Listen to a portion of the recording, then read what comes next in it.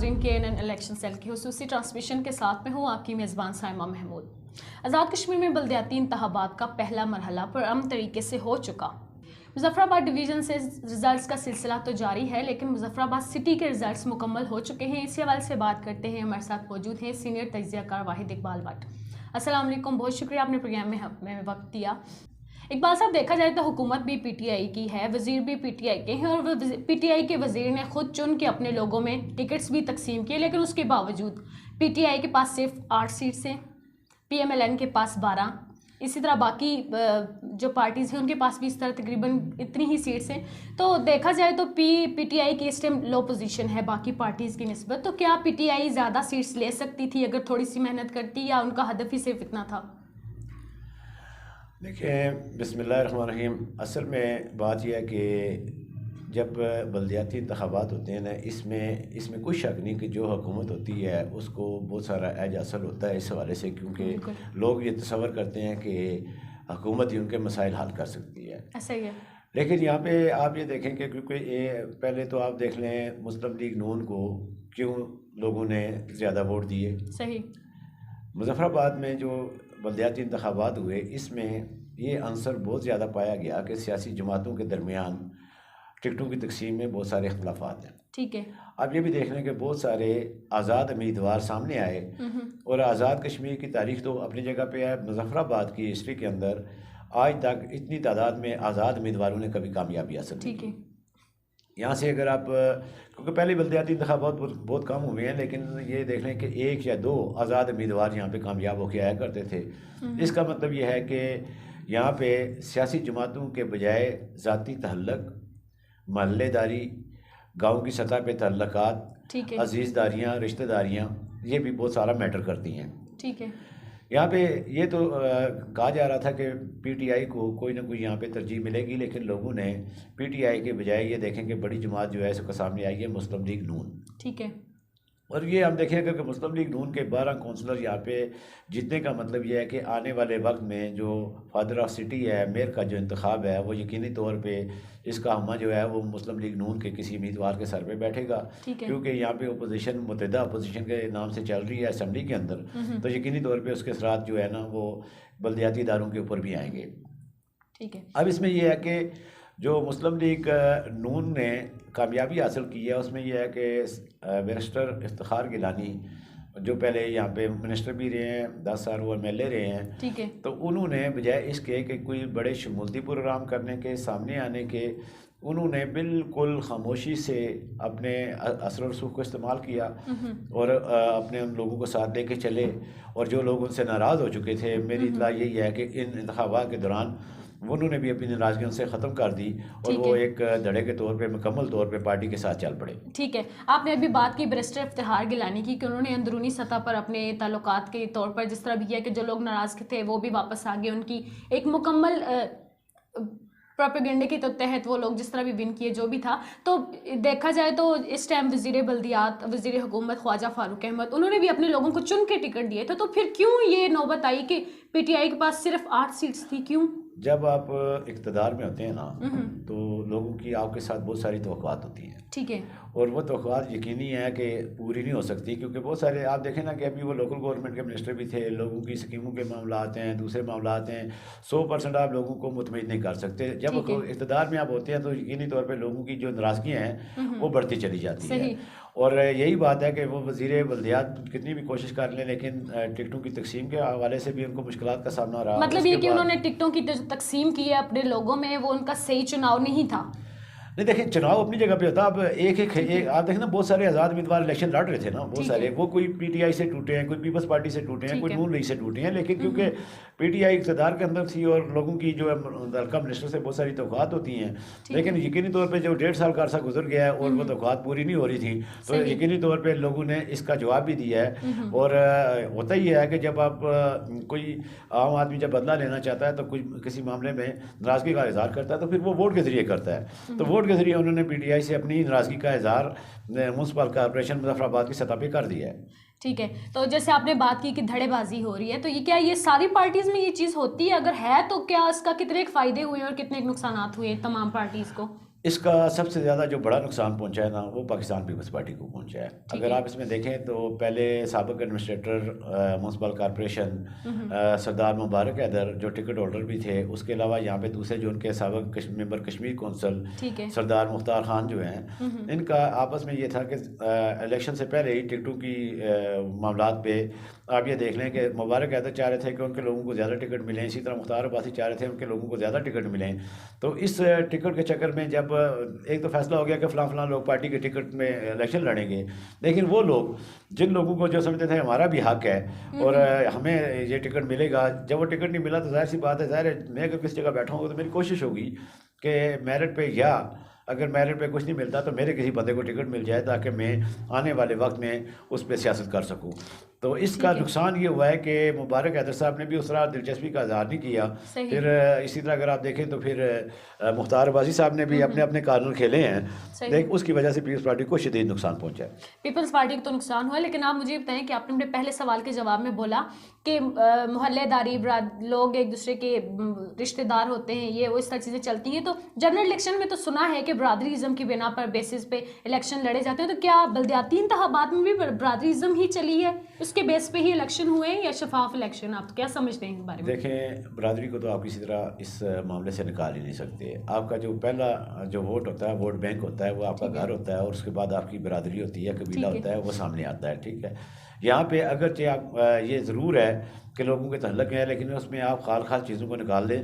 मसलन ये है कि जो आपके मोहल्ले के हैं, नहीं, यहाँ पे ऐसा भी देखने में आया ना कि बल्दियाती इंतखाबात में एक ही घर से 2 से 3 उम्मीदवार भी सामने हैं, तो क्या तब भी जो लोग मेरे पास प्रोग्राम्स में भी आए उन्होंने ये भी बोला कि बरादरीज़म को हम लानत करार देते हैं, ये वो ब्ला ब्ला, काफ़ी बड़े बड़े भाषण उन्होंने बरादरीज़म के तौर पर झाड़े। तो क्या ये सब चीज़ें बोलते हुए भी उन्होंने इस सब चीज़ को ज़्यादा तरजीह दी? क्यों? देखें, कहना और बात होती है, करना और बात होती है। आपको पता कि हमारे माशरे के अंदर हम अक्सर वैसे जो बातें कहते हैं वो होती नहीं है। ठीक है ना।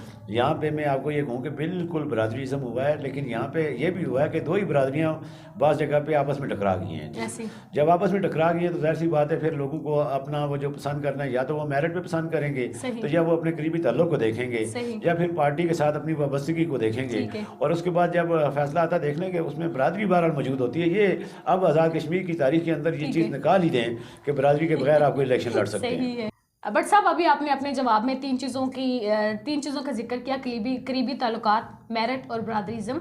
तो ये बताइए कि आज़ाद कश्मीर के अंदर मेरिट को किस हद तक तरजीह दी जाती है, किस हद तक मेरिट पे काम होते हैं या नहीं होते?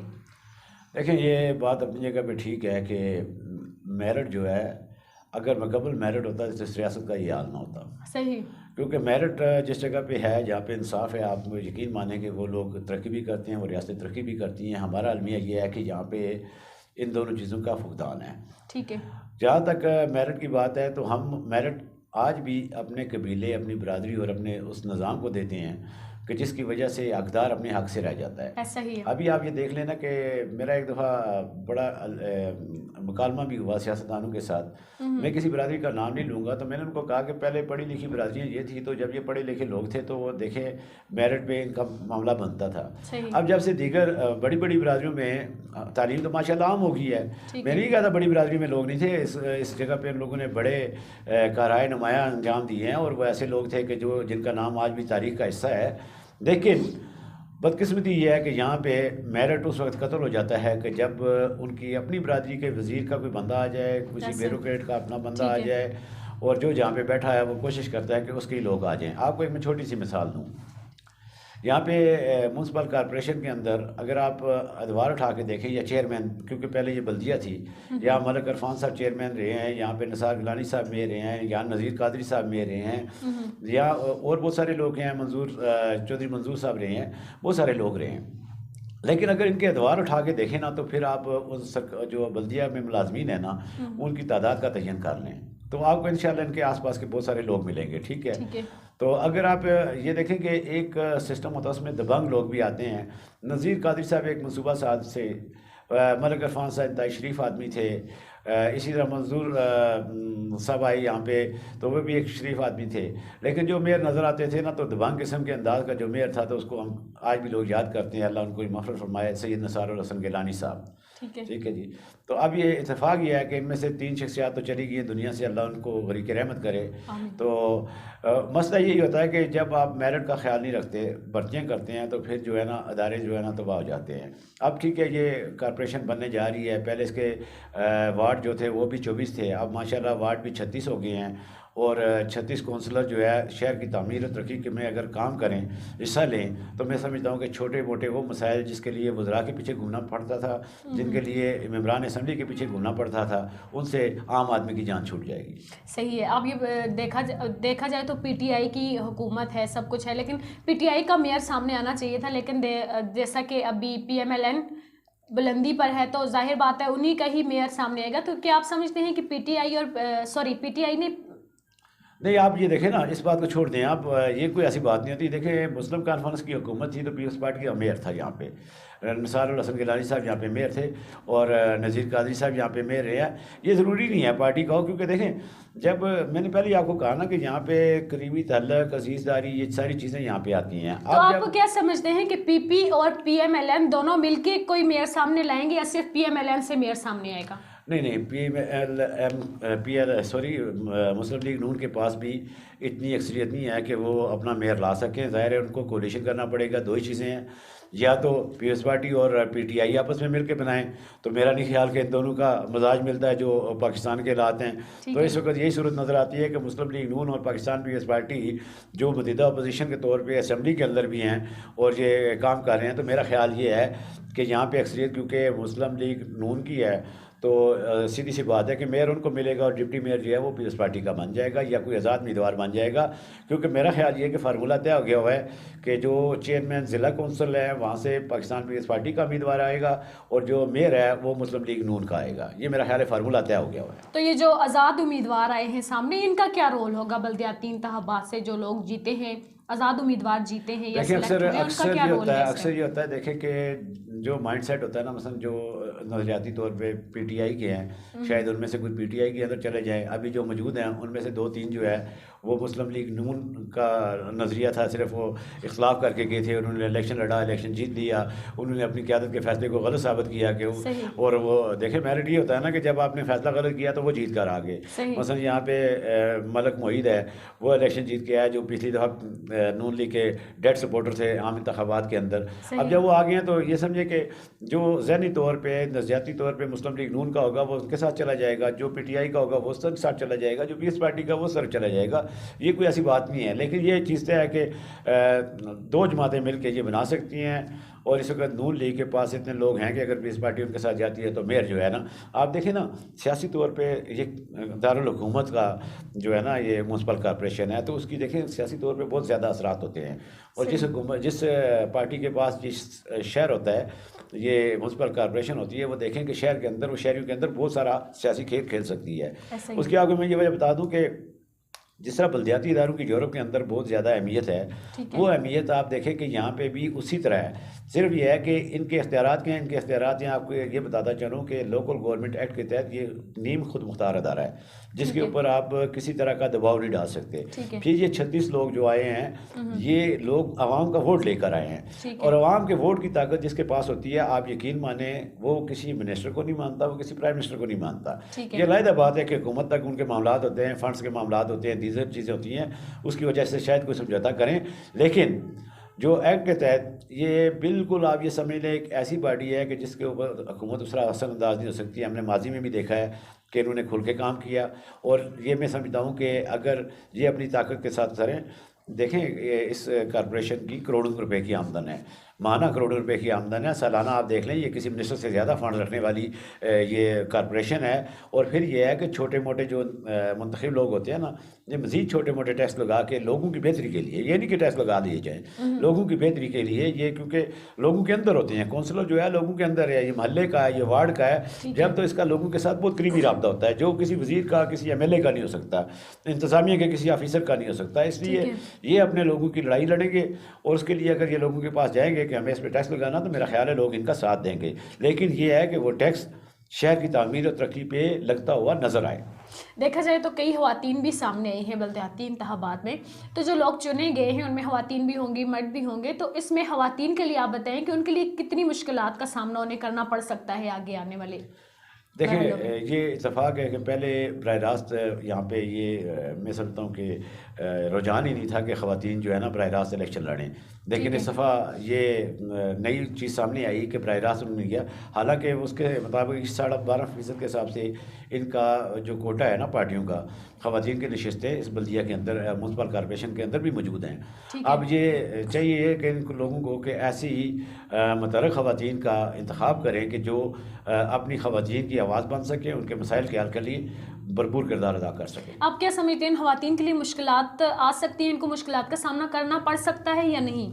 देखिए ये तो सीधी सी बात है ना, ये मर्दों का माशरा है और बिल्कुल ऐसा मर्दों ही के है। माशरे के अंदर ख़वातीन के लिए मुश्किलात ना होना, ये तो बिल्कुल अनहोनी सी बात है ना। ठीक है। लेकिन अल्लाह करेगा एक वक्त ऐसा भी आएगा जब ये ख़वातीन खुल के ये काम कर सकेंगी। देखिए जो मैदान में आई है ना, जो इस दफ़ा इलेक्शन लड़ी हैं, ठीक तो है। इसका मतलब है उनके वालिदैन का, उनके भाई बहनों का और उसके ख़ानदान का उनके ऊपर एतमाद था कि बिल्कुल। हमारी जो ये बेटियाँ हैं ये बाहर निकल के इस सियासत के अंदर भी मुतहर्रिक किरदार अदा कर सकती हैं। और जब घर का एतमाद साथ हो तो मैं ये समझता हूँ कि ख़वातीन के लिए कोई मसाइल उस तरह के नहीं रहते जिस तरह के आम ख़वातीन के लिए होते हैं। बिल्कुल ऐसे ही है।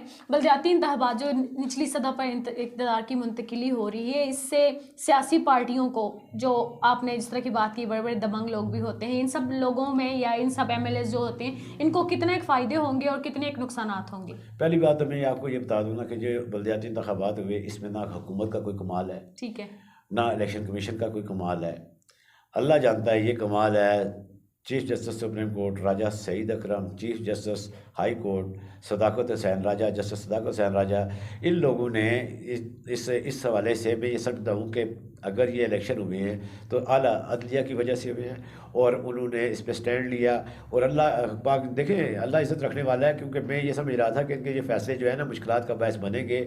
आज़ाद कश्मीर का जो माशरा है, मुजफ्फराबाद का जो माशरा था, मैं ये समझता था कि बड़े पैमाने पर यहाँ खून खराबा भी हो सकता है। लेकिन मेरा ये तजिया मैं खुद समझता हूँ कि गलत साबित हुआ। और इसमें हमारे लोगों ने, मैं ये समझता हूँ कि आज़ाद कश्मीर के लोगों ने एक तरफ तो एक बहुत बड़े सियासी शऊर का मुज़ाहिरा किया और दूसरी तरफ उन्होंने उस अदलिया को सुरखरू किया है कि जिन्होंने उनके लिए, आवाम के लिए, आम आदमी के लिए ये फ़ैसला किया कि आपको हर 2 सूरत में 30 नवंबर से पहले इंतख़ाबात करवाने हैं।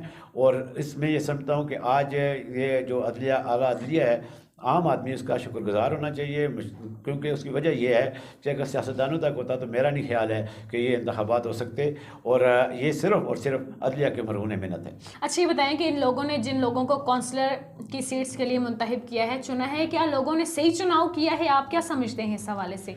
देखें ये तो आने वाला वक्त बताएगा ना, जब कौंसलर्स की कारकर्दगी सामने आएगी, म्यूनसिपल कॉरपोरेशन के इस अदारे की कारकर्दगी सामने आएगी, फिर लोगों को मालूम होगा कि हमारा जो इंतखाब है वो क्या है। अभी वक्त से पहले हम लोग कैसे फ़ैसला कर सकते हैं कि ये इस तरह करेंगे। लेकिन अलबत्ता ये ज़रूर है, देखिए एक फ़ंड से ना जो पहले सिर्फ MLAs को मिलते थे, वज़रा को मिलते थे, अब वो फ़ंड जो हैं वो म्यूनसिपल कॉरपोरेशन को मिलेंगे, ज़िला कौंसिल को मिलेंगे, टाउन कमेटी को मिलेंगे। और फिर आप देखेंगे कि ये लोग किस कारकर्दगी का मुज़ाहिरा करते हैं, क्योंकि कबल अज़ वक्त एक देखें बहुत बड़ा वक्फ़ा है ना। आप भी देखें ना, 31 साल के बाद यहाँ पे इंतखाबात हो रहे हैं। अब यहाँ पे ट्रेंड किस्म के वो सियासी कारकुन तो नहीं है ना। अब आपको सबसे बड़ा फ़ायदा ये होगा कि यहाँ बल्दियाती इदारों से एक नई क़यादत जन्म लेगी और जो इसमें सलाहियत होगी वो आगे बढ़ता चला जाएगा। और जो अपनी सलाहियत का मुज़ाहरा नहीं कर सकेगा तो आने वाले वक्त में वोटर फिर नई शख्सियत का इंतखाब करेगा। वो समझेगा कि जिसको मेरिट पे वो दोबारा उसको सामने लेके आएगा। जैसा कि इक़्तिदार निचली सतह पर मुंतकिल हो चुका है, लेकिन सवाल ये है कि क्या हमारे जो हुक्मरान हैं क्या इक़्तिदार को निचली सतह पर मुंतकिल होने देंगे? देखें इसमें कोई शक नहीं है कि अभी तक जो अख्तियारात थे ना वो वज़रा के पास थे, MLAs के पास थे और वज़ीर आज़म के पास थे। और यकीनी तौर पे ये ख़ास तौर पे इस सारे अख्तियारात के अंदर ना जो फ़ंड्स का मामला है ना, तो वो मेरा ख़्याल है इतनी आसानी से जाता नज़र नहीं आता। उसकी वजह यह है कि अभी जब पिछली दफ़ा इंतखाबात का ऐलान हुआ, सुप्रीम कोर्ट ने हुक्म दे दिया कि इंतखाबात हर सूरत में होंगे, तो आप यकीन मानें कि इस बात पे मुकम्मल तौर पे मशावरत हुई कि इन जो बल्दियाती इदारों को हासिल अख्तियारात हैं इनको महदूद करने के लिए बाकायदा कानून साजी की जाए। तो जब आप कानून साजी का इरादा करते हैं तो इसका मतलब ये है कि आपकी नीयत ठीक नहीं है और आप चाहते हैं कि जो नए आने वाले नुमाइंदे हैं ये कोई ऐसा काम ना कर सकें कि जिससे नई क़यादत उभरे। उसकी वजह यह है कि मैं आपको ये बता दूं कि यहाँ पे बदकिस्मती से ऐसा है कि जब नई क़यादत भी आती है तो आप देखें हमारे साबिक़ वज़ीर आज़म को देखें, उनके बेटों को देखें, वो असम्बली के अंदर आके बैठ जाते हैं। अब उनकी सलाहियत अहलियत पे वो नहीं करता किसी शख्स शोबे का इज़हार, लेकिन किसी नए शख्स को इसलिए मौका नहीं मिलता कि वहाँ पे एक सियासी तौर पे एक सियासी खानवादे से जो बंदा आता है उससे इंतखाब जीतना आसान काम नहीं होता है। हक दोनों का है, वो चाहे साबिक़ वज़ीर आज़म हो, साबिक़ प्रेसिडेंट हो, उनके बेटे का उसी तरह हक है जिस तरह मेरा है, जिस तरह आपका है, जिस तरह आम शहरियों का है। लेकिन मसला ये होता है कि जो बासलाहियत होते हैं वो अपना वक्त निकालते हैं और उसमें से उन बोल बलियों से सियासी निकल के उस मुकाम तक पहुँच सकते हैं जहाँ कोई और बैठा हो। पाकिस्तान में इस टाइम PMLN की हुकूमत है, आज़ाद कश्मीर में PTI की हुकूमत है। तो आज़ाद कश्मीर में भी इस टाइम हुकूमती सतह पर देखा जाए तो रद्द-बदल के इम्कान है। कुछ अर्सा पहले अदम एतमाद पेश होने जा रही थी लेकिन नहीं हुई। तो क्या अगर ऐसा कुछ होता है, हुकूमत की रद्द-बदल होती है या कोई और हुकूमत आज़ाद कश्मीर के अंदर आती है इसी 5 साल के अरसे में, तो उस सूरत में क्या कौंसलर्स के लिए फंडिंग्स में कोई मुश्किलात आ सकती हैं या लोगों का उस सूरत में क्या रद्द-अमल होगा इन कौंसलर्स के लिए? देखिए, पहले तो ये अदारे जो होते थे ना, ये अपने फंड्स जितने भी थे ना खुद जनरेट करते थे, ठीक है। और नवाज शरीफ के एक दौर में आके इन अदारों को ग्रांट मिलना शुरू होगी। लेकिन आप ये समझें कि ये इनके रोक सकेंगे, यहाँ अगर रोकेंगे तो इसका मतलब ये होगा कि शदीद किस्म का अवामी रद्द-अमल सामने आएगा। देखें, ये जिन लोगों ने वोट डाले हैं, जो लोग इनके साथ चले हैं, तो आपका क्या ख्याल है कि इनका रास्ता रोका जा सकता है? नहीं रोका जा सकता। ये देख लें, ये इंशाअल्लाह आप देखें कि ये अब कौंसिल की सतह से जो लोग आए हैं, इनके साथ वोट की ताकत है, अवाम की ताकत है, इनका कौन रोक सकता है? जब रोकें, आप देखें कि यहाँ पे 6 लोग आते हैं, 8 लोग आते हैं, सड़क बंद कर लेते हैं, जिनके साथ कोई भी नहीं होता, और वो अपने मुतालबात के हक में बैठ जाते हैं। आए रोज़ यहाँ पे सड़क बंद होती है। तो जब ये इन लोगों का रास्ता है, ये तो मुतखिब लोग हैं, रोका जाएगा तो सड़क क्या बंद होगी? शहर बंद हो जाएगा। फ़र्ज़ किया कि अगर फंड्स नहीं होते तो इस सूरत में क्या कौंसलर्स को नुकसान होगा या हुकूमत को? देखें, अगर फंड नहीं होंगे तो कौंसलर को कारकर्दगी दिखाने का मौका नहीं मिलेगा, और हुकूमत अगर रोकेगी तो उसकी साख को नुकसान पहुँचेगा। नाज़रीन, बल्दियाती इंतखाबात का पहला मरहला मुज़फ़्फ़राबाद डिवीज़न में हो चुका, लेकिन 3 दिसंबर को पुंछ में दूसरा मरहला होगा और तीसरे मरहले में 8 दिसंबर को मीरपुर में बल्दियाती इंतखाबात होंगे।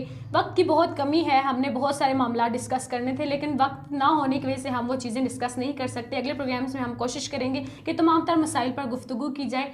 नाज़रीन, आज तक के लिए इतना ही। अगले प्रोग्राम तक के लिए दीजिए इजाज़त। अल्लाह हाफ़िज़।